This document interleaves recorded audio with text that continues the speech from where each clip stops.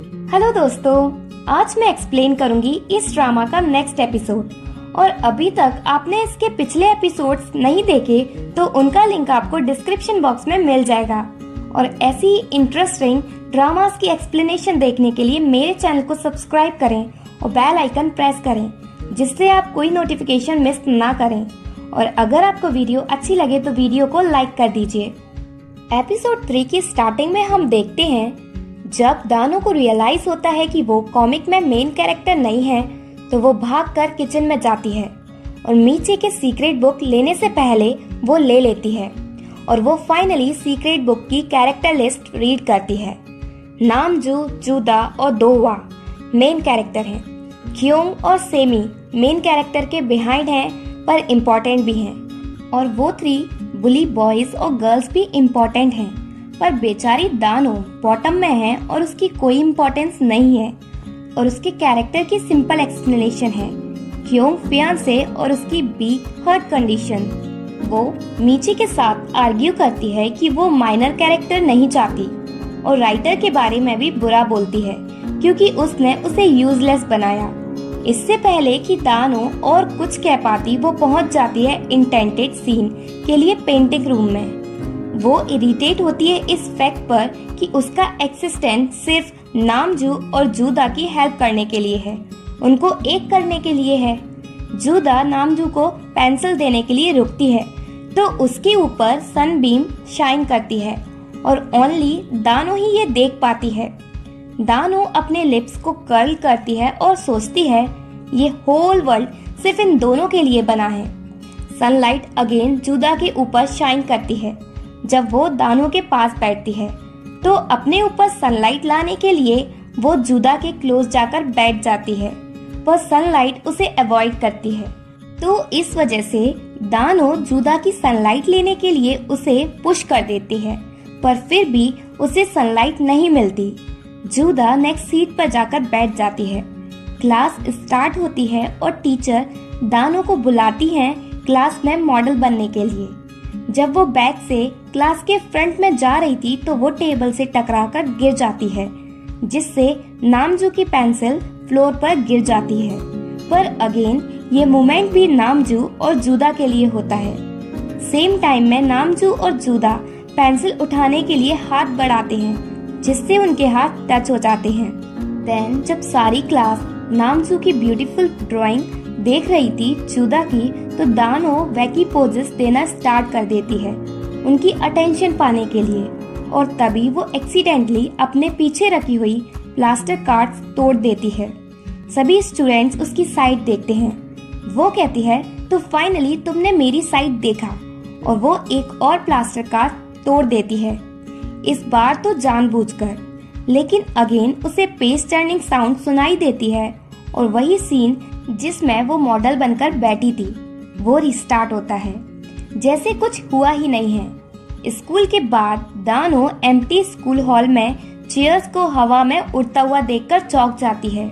वो किचन में जाती है और मीचे को सीक्रेट बुक पढ़ते हुए देखती है और उसकी सनबीम पाने की हरकतों पर वो हंसता है। दानो उससे डिमांड करती है कि वो उसे फुल एक्सप्लेनेशन दे जो सब हो रहा है उसके बारे में। सो मीचे कहता है कि कॉमिक वर्ल्ड में कुछ भी हो सकता है।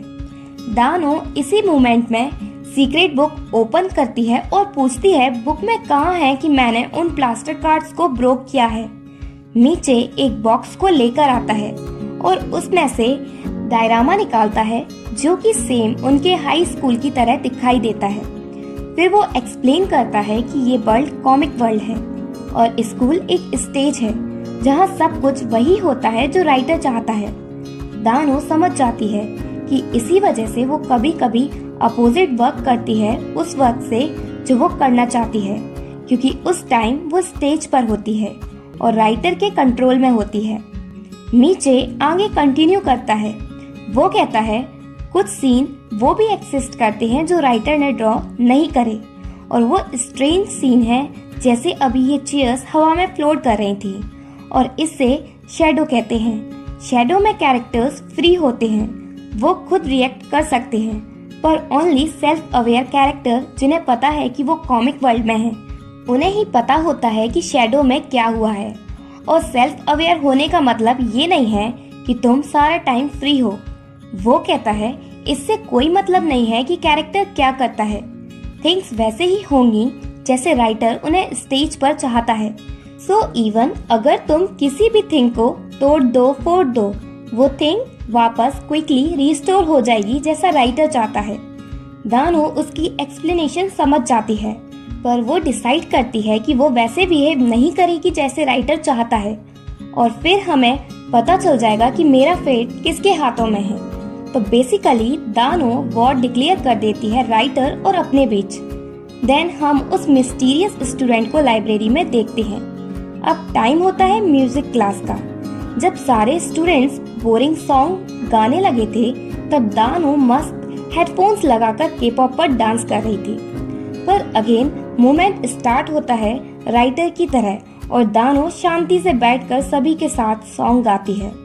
और वो समझ जाती है कि वो अभी भी स्टेज पर है और स्टेज पर होने की वजह से दानो अपने मन का कोई भी काम नहीं कर पाती। देन क्योंग दानो से बात करता है और उसे ब्लेम करता है कि उसने अपने डैड से कहकर क्योंग के डैड की कंपनी में इन्वेस्टमेंट रिड्यूस करवा दिया। क्योंग अज्यूम करता है कि दानो ने ऐसा इसलिए किया क्योंकि क्योंग उसे लाइक नहीं करता। दानो अपसेट हो जाती है, पर उसे प्रॉमिस करती है कि वो अपने डैड से बात करेगी। पर इस टाइम वो सच में क्योंग पर चिल्लाना चाहती है। दानो की रिस्ट वॉच इंडिकेट करती है कि उसका हार्ट बहुत तेज बीट कर रहा है। तो क्योंग उससे कहता है तुम अकेली हॉस्पिटल जाओ क्योंकि मैं थक गया हूँ तुम्हारा केयर टेकर बनके। इतना कुछ सुनने के बाद भी दानो खुद को फोर्स करती है उसे लाइक करने के लिए। क्योंग कॉन्स्टेंटली अपना गुस्सा दानो पर ही निकालता रहता है। उसे भी पता चल गया कि क्योंग उसे लाइक नहीं करता, पर फिर भी वो कुछ नहीं कर सकती क्योंकि वो उसका कैरेक्टर है कि वो उसके प्यार में अंधी हो चुकी है। दानो चौंक जाती है क्योंग के बिहेवियर से क्योंकि वो उसे अच्छे से बात नहीं करता और वो उसे हराश कर रहा है। और फिर ये स्टेज सीन एंड होता है दानो के हार्ट एचिंग से।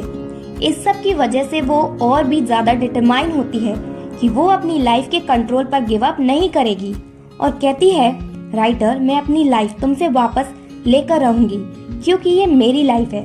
वापस क्लासरूम में आकर दानो अपने क्लासमेट्स को देखती है और सोचती है कि अगर मैं कॉमिक वर्ल्ड के बारे में अवेयर नहीं होती तो मैं भी अपने क्लासमेट्स की तरह खुश होती।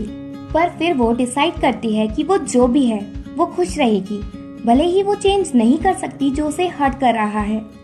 देन वो अनदर फ्यूचर का विजन देखती है खुद के बारे में कि उसके लेग में फ्रैक्चर हो गया क्योंकि वो जूदा को सीढ़ियों से गिरने से बचा रही थी और बचाते टाइम वो खुद गिर गई। और फिर क्योंग उसे उठाकर नर्स के पास ले जाता है जहां उसके ब्रोकन लेग का ट्रीटमेंट होता है। जब दानो वापस प्रेजेंट में आती है तो मीचे की बात याद करती है। उसने उससे कहा था जो अभी उसने देखा वो स्टोरी बोर्ड था, मतलब एक रफ स्केच फ्यूचर इवेंट का जो राइटर क्रिएट कर रहा है। दानो पूछती है ये एक रफ ड्राफ्ट है तो क्या मैं इसे चेंज कर सकती हूँ? पर मीचे कहता है दानो सीरियसली इस वर्ल्ड में कुछ चेंज नहीं हो सकता।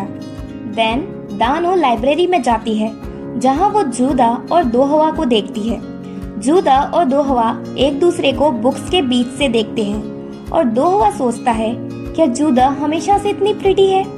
दानो उन्हें देखकर समझ जाती है कि कॉमिक में सेकंड लीड क्रश की एंट्री हो गई।